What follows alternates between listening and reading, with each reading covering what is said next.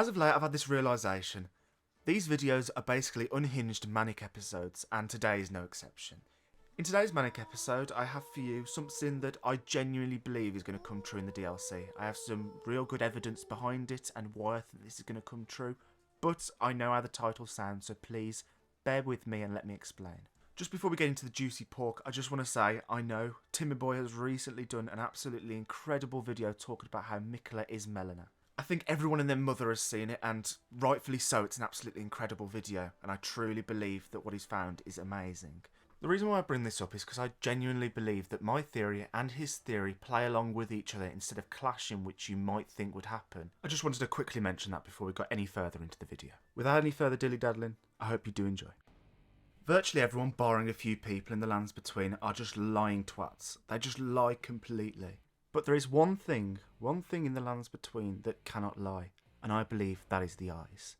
Have you noticed that in all the depictions of Miquella, we never once see his eyes? In every single statue, in every single cocoon, his eyes are either covered by something or are closed, which is really strange, until you consider maybe he has something to hide.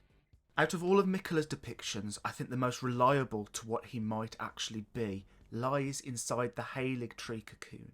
Now this cocoon supposedly held Miquella before Mohg took him.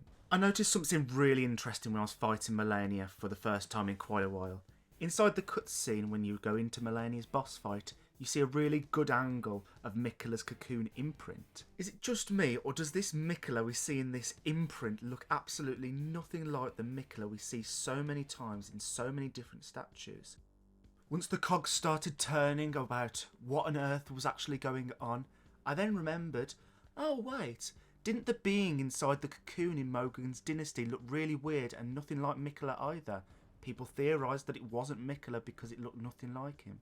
But what if it actually was? The being inside of Miquella's cocoon is long and lanky. Do you know who's also long and lanky? A child of Marika and Radhn, and is located within the same DLC which you need to touch this being to get into?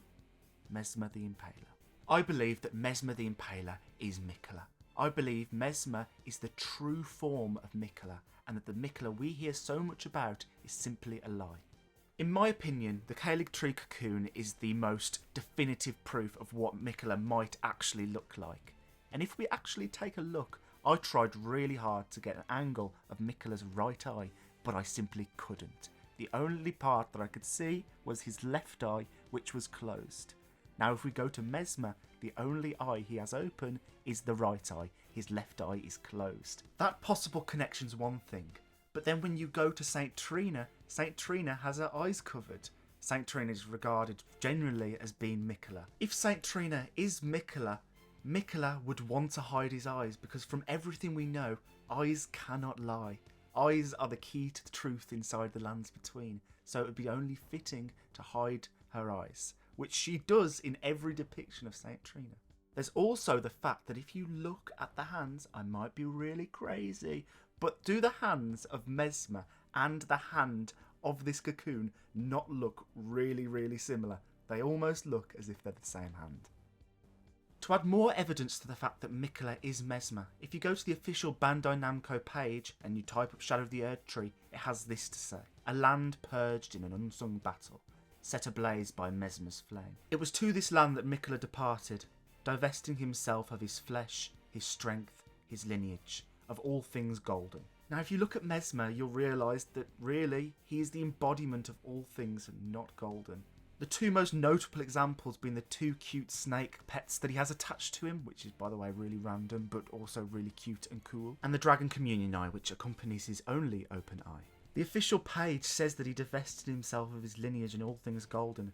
So is it so far-fetched to think that once he did this and once he departed to this realm and became the Messmer we see in the trailer, would it be so far-fetched to think he would embrace all things not golden? I mean, in hindsight, it's really not so dissimilar to what he did inside the lands between, helping the misbegotten to the Halig tree.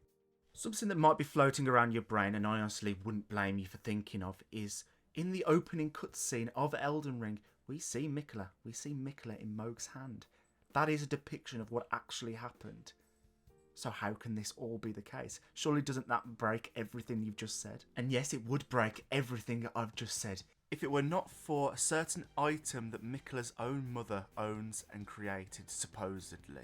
Have you ever wondered how Saint Trina is said to have taken multiple forms?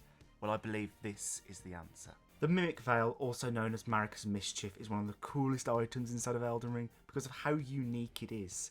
Its property is basically, you put it on and shabam, you turn into a certain object depending on your area.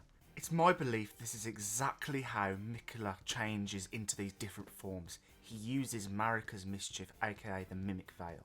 I'm really curious to see what you all have to think on these few points because I think there's a lot of evidence that goes towards it, but that could just be me looking at this biasly considering it's my theory. So I am really curious to see what you all have to say. Now there's something really interesting that comes of all of this. If Miquella is using this Marika's Mischief to hide what he actually is, that means that he's been doing that all his life.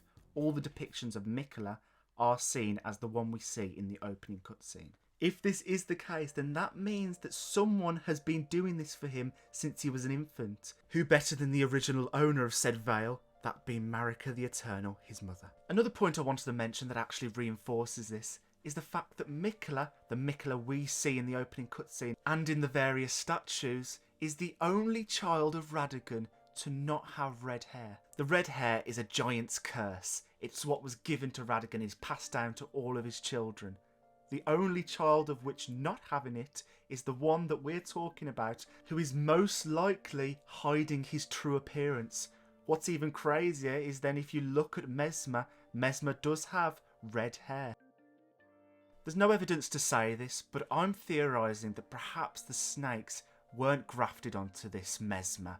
I don't believe the snakes were just something that was just added on later in life. I think the snakes might have always been there.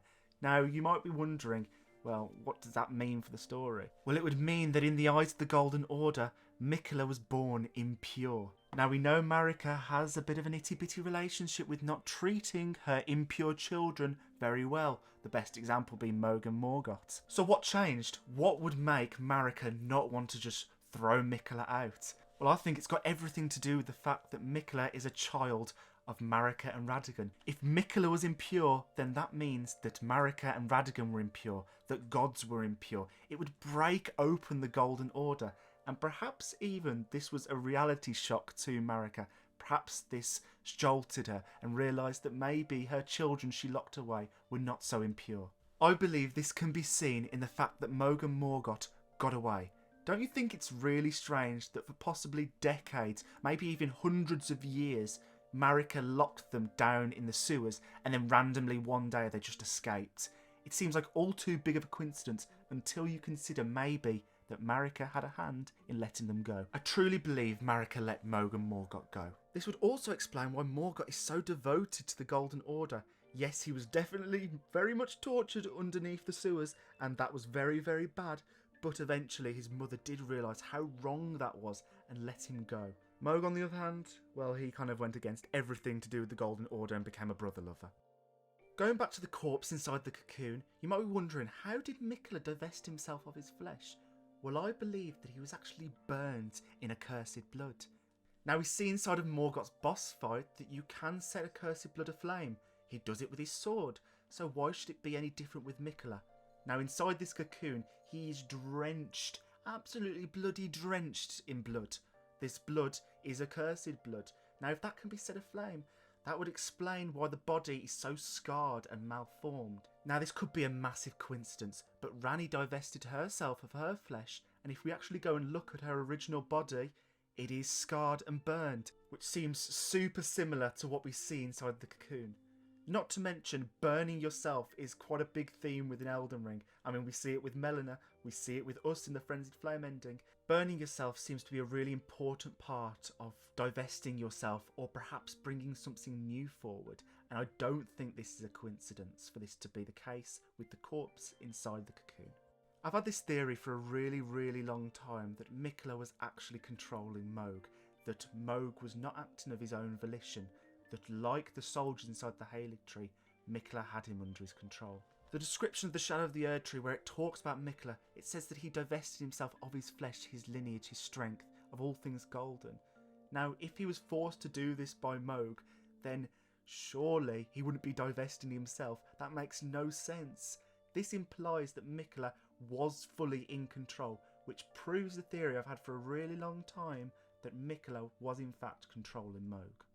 Something that might also be floating around your brains is, what has Melania got to do with any of this? And I actually don't think she has anything to do with this. Hell, who's to say that she even knows that the Miquella she knows is a fake? By the way, she's quite literally blind. She probably has not seen Miquella for hundreds of years. From the item descriptions we get of Melania, it talks as if she doesn't know where Miquella is. This implies that Miquella just up and outed. He went to grab the milk and never bloody came back and didn't tell Melania. I believe he did this because he knew it would be dangerous. We know from multiple item descriptions that Melania is probably the only person Miquella truly and utterly loved with all his heart. I think perhaps the answer, the cure to Melania's scarlet rot, is within this shadow realm, and that's why he went there. The shadow realm is said to be a land purged in an unsung battle set ablaze by Messmer's flame, a flame I believe was trying to find something to cure the scarlet rot. Something I also couldn't help but just get out there that I forgot to say earlier was the fact that Saint Trina has an eye attached to her head. Now, what does Messmer have? One eye open. Now, that could be just a big coincidence, but personally I think there's some merit to it, but I do agree it does sound really outlandish. I just wanted to clarify something I said at the beginning of the video. I said that Tim Digites, I think I said that right, please say I said that right. I said that his theory goes along with mine. Now, his theory is that Melina is Miquella. I highly recommend going to check it out. If Miquella is Melania, that just means that Miquella is also Messmer and Melina is also Messmer. There's tons of things that go into each other, and if Miquella is actually using a mimic veil, that would explain how he takes so many different forms, including Melina. Not to mention the cocoon inside the Halig tree does seem to have some kind of mark underneath the left eye, just like Melina and Saint Trina have, as mentioned by Tim Digity. Now, Messmer doesn't seem to have this inside of the trailer, so that's a bit of a plot hole in the theory. Doesn't completely disprove it, but I did need to just say that to you all. Sadly everyone, that is the end of the video. If you did enjoy the video, please consider leaving a like and subscribe, as it greatly helps the channel. This video was so fun to make. I've spent all week theorising about this, writing down notes, my own little thoughts, and this video is the culmination of that. I really do hope you did enjoy. Anyway, I'm not going to hold you any longer. I hope you have a great rest of your day, and may you find your worth in the waking world. Goodbye everyone.